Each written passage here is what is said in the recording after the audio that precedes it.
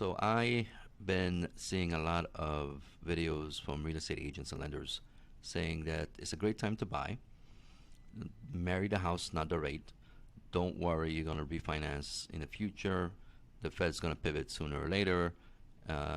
So go and buy, buy, buy.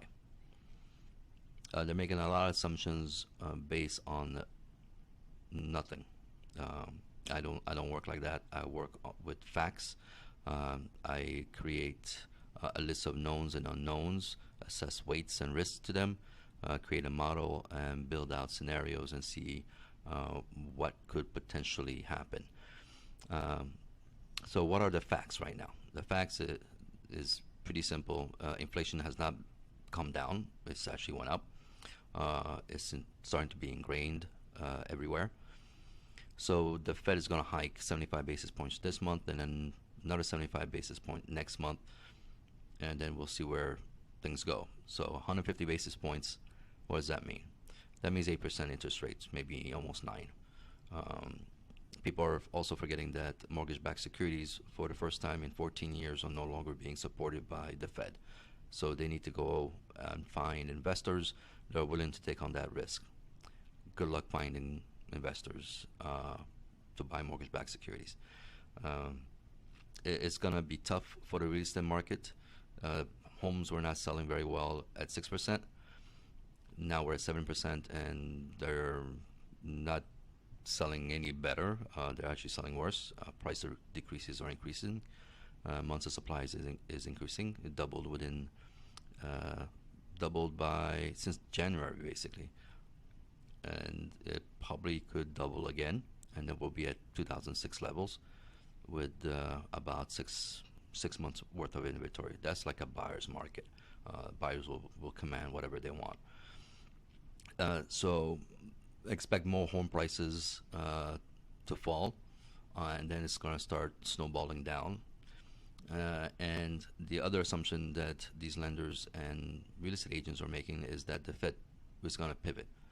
Well, if you read the FOMC meeting minutes, they're saying, no, we're not going to pivot. We're going to get to a point where we get to positive rates, and we will flatten out, and then we'll keep the Fed fund rate pretty elevated and stay there. So, no, it's not a pivot. And if you expect a pivot, I don't know how pivot is a good thing.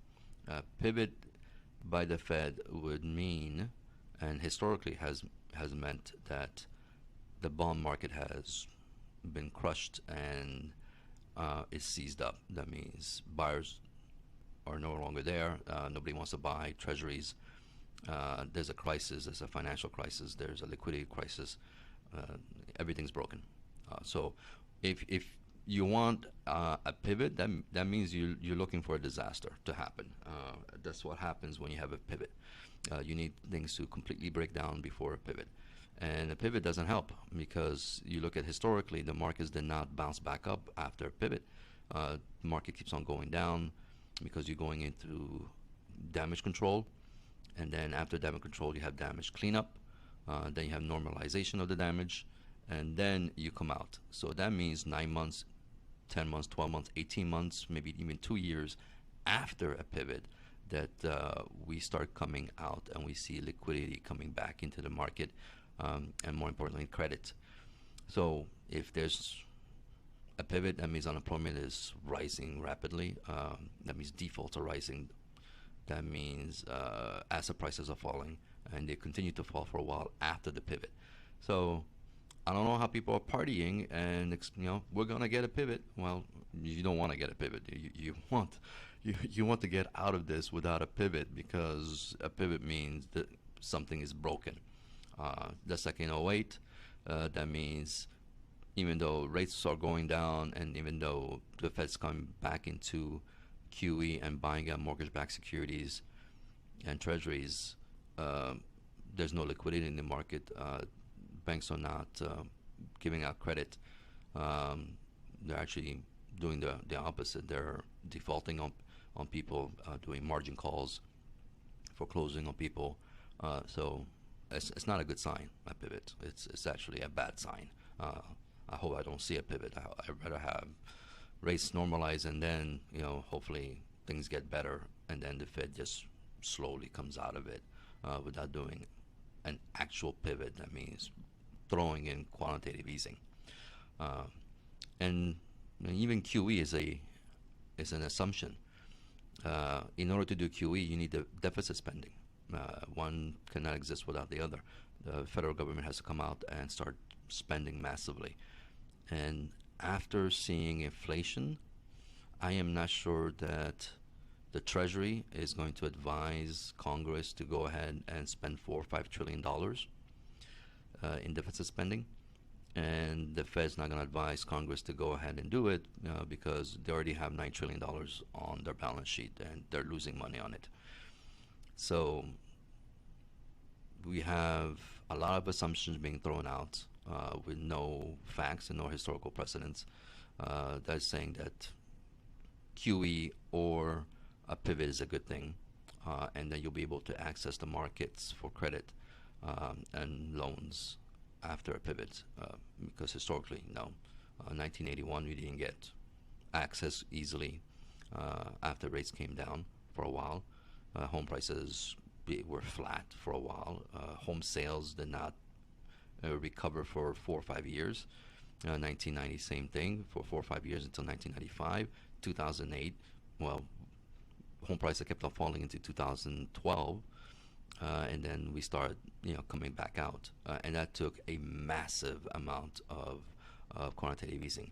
And now with the potential of a double top inflation, I'm not sure the Fed is going to go in and do it. There's a big risk of having inflation run right back up, just like what happened in the late 70s and then into the early 1980s when you had inflation that went up, fell back down by 79, and then went straight back up until 1981. So a lot of assumptions out there thrown out.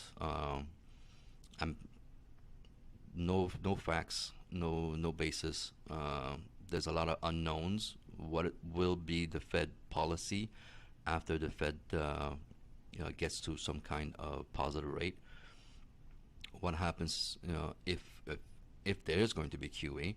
So that's a lot of unknowns, and people are trying to make predictions. So if you're in the market to buy, I think right now is not the right time. You should probably be worried about a deep recession and asking yourself first, is my job secure?